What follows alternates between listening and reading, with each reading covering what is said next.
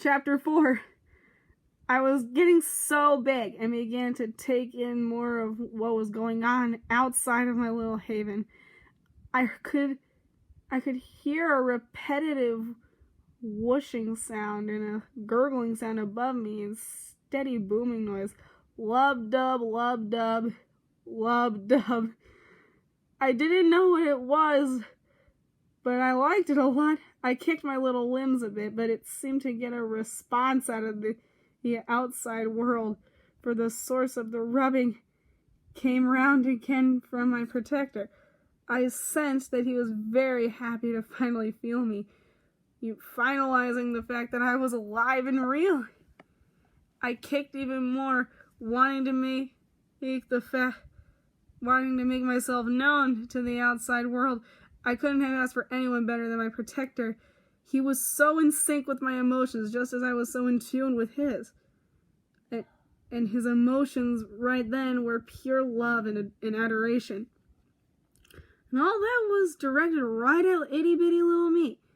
I knew exactly when I needed comforting, and just the thought of knowing that he was watching over me, it gave me the safest feeling ever. I was so sure that I never wanted to leave my little home, even though I knew I was only in here for only so long. I could also hear a strange noise over the constant other noises I had grown used to hearing. It was muffled, and I couldn't quite make out anything, but my curiosity was growing, and I began wishing to know what the sound was. It had to be other people's voices. I'm sure it was. Yeah. Chapter 5. Okay, everything's looking good. A nice and healthy little girl. Well, is this story gonna start using lines from the original one? Because these lines sound a little familiar. Well, it has to, because Briar is hearing stuff from the outside world. Oh, okay. I perked up sleepily at the strange noise I heard outside. Whatever it was, it must have been talking about me, because it called me a little girl. You're gonna be amazing, baby girl. I was wide awake at the sudden new noise that echoed around me. What is that? It was much deeper and louder than the noise that woke me up. A voice belonging to a male. I kicked experimentally to the words I heard. The world around me tensed up as my protector stopped moving for a moment. Can you hear me? I blinked. Of course I could hear him. Why wouldn't I be able to hear him? If you can hear me, either kick me or punch me. I didn't need to be told twice and kicked again. My protector hugged me gently through his skin and muscle. I promise, baby girl, I'll always protect you. No harm will come to you as long as I've got you.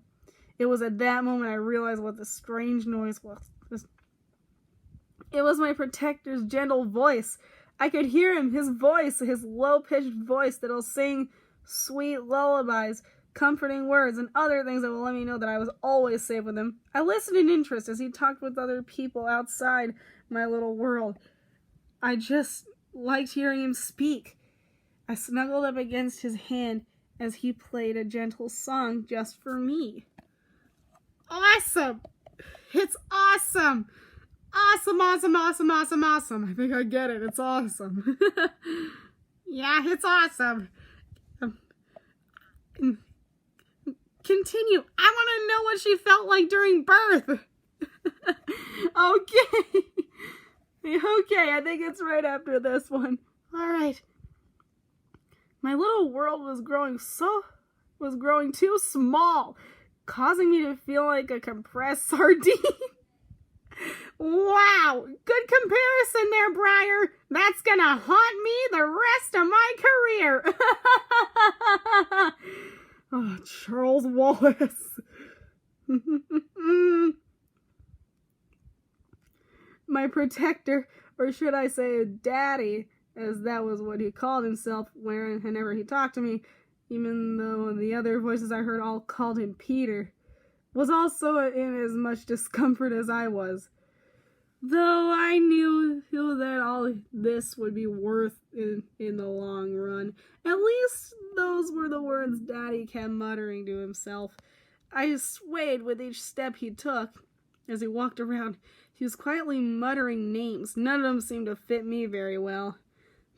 I love the smell of roses. Reminds me of a briar. I perked up at the name. Briar, I loved that. I gave a gentle kick when he said that. Huh? What is it, baby girl? Daddy asked me softly. Then I think he caught on to what I wanted. Aw, do you like Briar? Do you want that to be your name? I gave another sturdy kick, confirming it.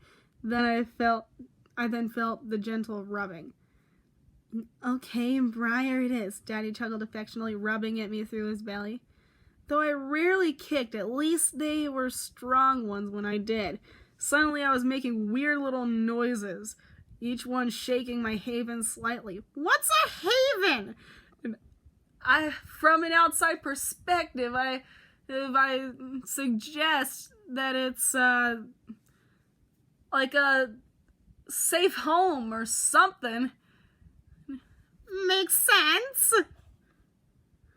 I could feel Daddy gently laughing. Aw, baby girl.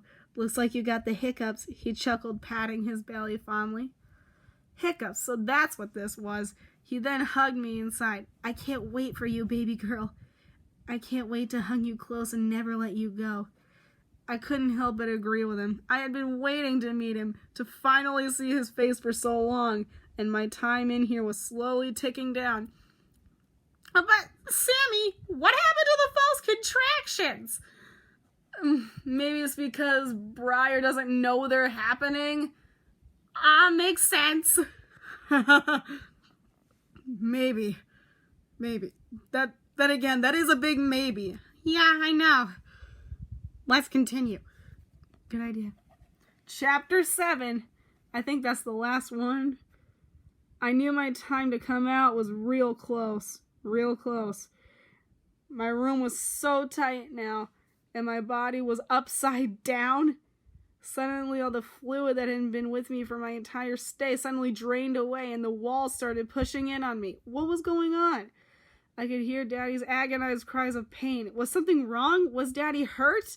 Suddenly, my position changed to where I was, lying on my back. Meaning Daddy was on his back. Come on, baby girl. I can feel you're right there. You're ready. Ready? Ready for what? Suddenly, I was slowly being shoved out of my little haven into a tunnel. Where was I going?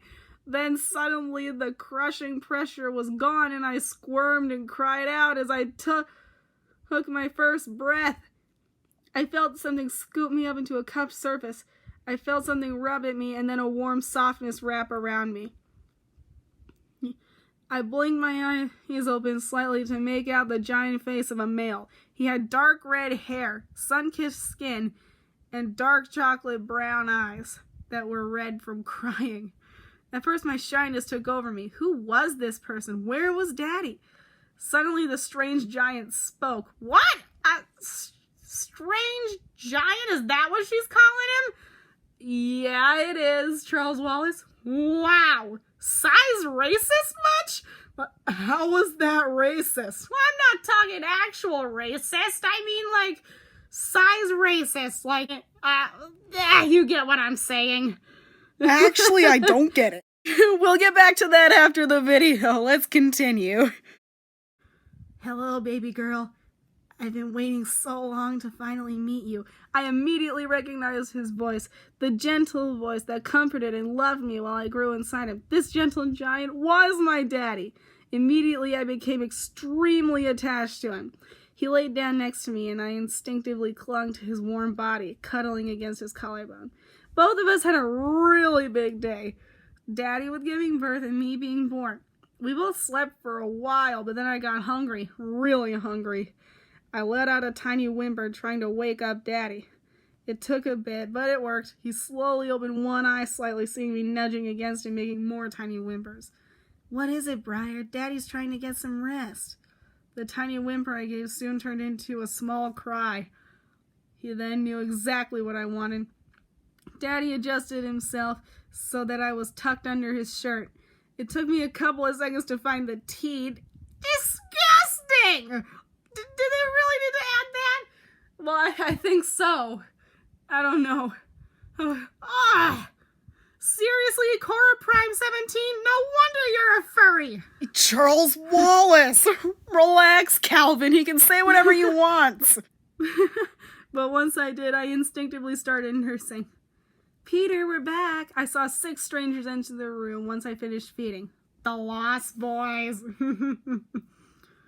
Hey guys, come say hi to Briar. He thought I was incredibly cute from the sounds of adoration. But soon they walked out so that me and Daddy could rest and recover. I snuggled up against his chest, the need for sleep creeping on me. Just before I nodded off, I felt Daddy kiss me gently on the head. His lips were warm, soft, and not that wet. Then he whispered softly to me these words. I love you, baby girl. No reaction to that? Well, no, all it says is finished reading. Oh, that's it? Well, obviously she can't remember being a sphere. Okay, you got me. Look, are we gonna adapt this to film? I don't think so, okay? Yeah. Hey, YouTubers, do you think we should adapt this one to film? Write yes or no in the comments, please. Either way, thank you guys for watching. We hope you enjoyed. We sure do. And once again, if you'd like to see me and Charles Wallace in any other reaction videos to stories, write yes or no in the comments.